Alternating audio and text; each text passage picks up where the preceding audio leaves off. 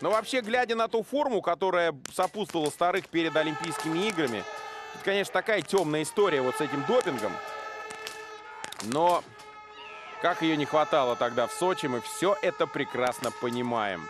Скоро подойдет к отрезку 8 километров, 100 метров Меркушина. Вспомните, как она триумфально после своего хорошего выступления на IBU эстафету бежала и помогла украинской команде. И вот сейчас точная стрельба.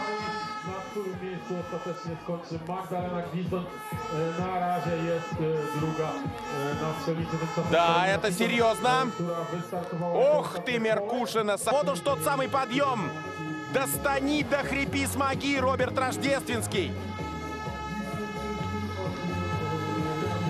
Какая борьба на чемпионате Европы Меркушина. Меркушина первая, пока первая.